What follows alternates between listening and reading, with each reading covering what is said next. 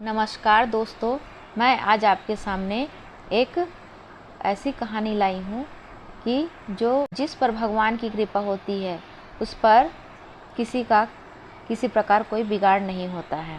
ऐसी ही एक मैं कहानी आपके सामने लाई हूँ। एक राजा था, उसका जो मंत्री था वो भगवान का बहुत बड़ा भक्त था। वो कोई भी बात होती तो वो कहता था कि भगवान की बड़ी कृपा हो गई। तो ऐसे ही एक समय ऐसा आया कि जो राजा थे उनके बेटे की मृत्यु हो गई।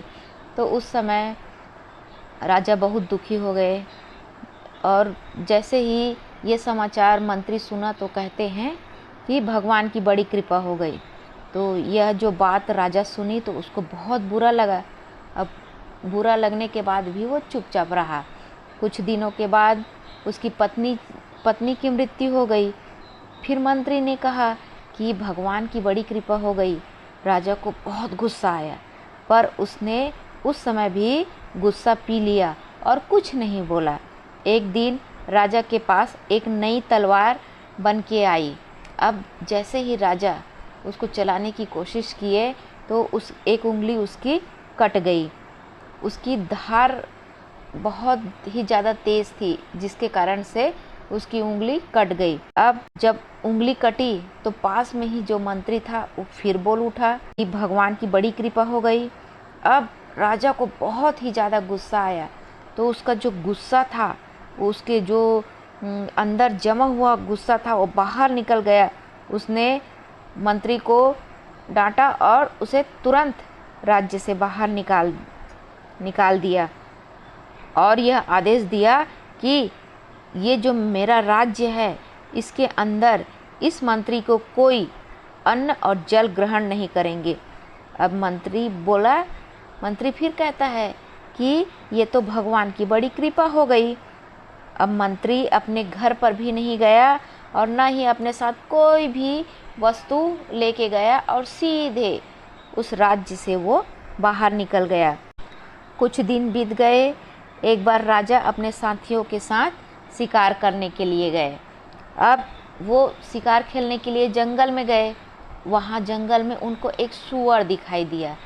अब सभी जो उनके साथ शिकार करने के लिए गए थे वो पीछे रह गए और उस सूअर का पीछा करते करते राजा आगे निकल गए और उसके जो बाकी साथी थे वो पीछे रह गए।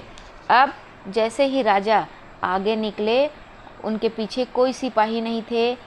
अब वहाँ पर जैसे ही जंगल के अंदर वो घुसा, वहाँ पर उसे एक डाकुओं का दल मिला और वो जो डाकू थे उस दिन माँ काली को, अपनी देवी को मनुष्य की बलि देने का विचार किया हुआ था। अब संयोग से डाकुओं को वो जो राजा थे वो मिल गए। अब उन्होंने राजा को पकड़ लिया। राजा को पकड़ने के बाद उन्हें बलि देने के लिए तैयार किया। अब पूरी तैयारी हो गई। तब डाकुओं ने पुरोहित से पूछा कि ये जो राजा है इसको हम बलि देने के लिए तैयार कर दिए हैं।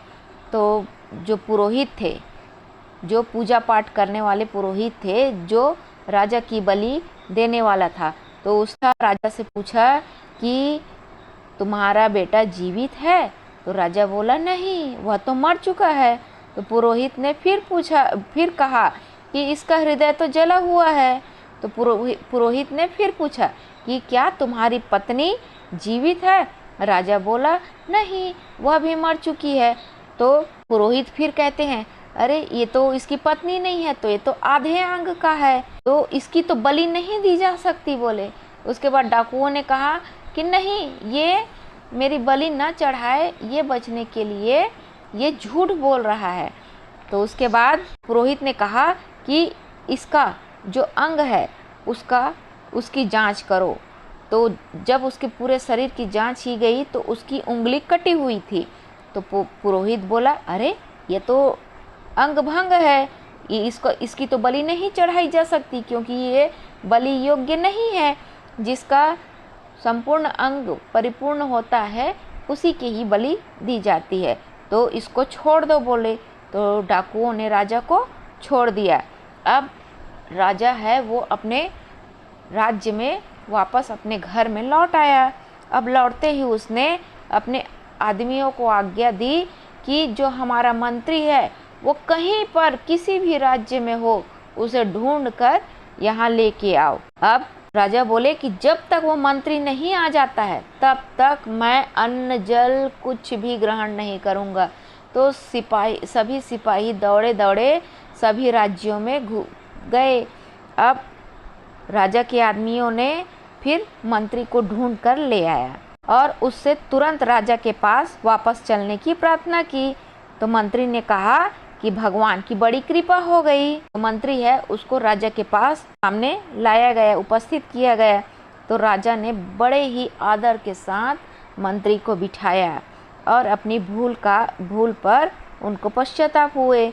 और पश्चाताप करने के बाद उन्होंने जंगल की जो सारी घटना थी वो मंत्री के सामने कहा। तो पहले मैं तुम्हारी बात को नहीं समझा था, अब मेरे को समझ में आया कि मेरे पर भगवान की कितनी कृपा थी कि जिसके कारण मेरी उंगली कटते ही, यदि मेरा उंगली नहीं कटा होता तो निश्चित ही मेरा गला कट जाता। परंतु जब मैंने तुम्हें राज्य से निकाल दिया तब तुमने ऐसा क्यों कहा कि भगवान की बड़ी कृपा हो गई? वह कृपा क्या थी वो मेरी समझ में अभी तक नहीं आया। क्या तुम बता सकते हो कि मैंने तुम्हें राज्य से बाहर निकाल दिया तो तुम पर कैसी कृपा हुई? तो मंत्री ने कहा, महाराज जब आप शिकार करने गए तब मैं भी आपके साथ जंगल में जाता, आपके साथ जंगल में मैं भी साथ ही साथ दूर निकल जाता, क्योंकि मेरा भी जो घोड़ा है वो आपके घोड़े से कम तेज नहीं है। तो दोनों का जो घोड़ा है वो साथ साथ चलता। अब डाकू लोग आपके साथ तो मेरे को भी पकड़ लेते, आपकी तो अंगुली कटी हुई थी, इस कारण आपका तो आप बच जाते, लेकिन मैं उस दिन मर ही जाता, मेरा गला ही कट जाता। इसलिए भगवान की कृपा, मैं आपके साथ नहीं था, राज्य से बाहर था और मैं मरने से बच गया। अब मैं फिर से अपनी जगह में वापस आ गया और मुझे वही पद वापस मिल गया। ये तो भगवान की बड़ी ही कृपा है। तो दोस्तों, कहा जाता है कि जहाँ पर भगवान की कृपा होती है वहाँ किसी का कुछ नहीं चलता है। इस कारण भगवान पर हमेशा विश्वास रखो, आस्था रखो। धन्यवाद।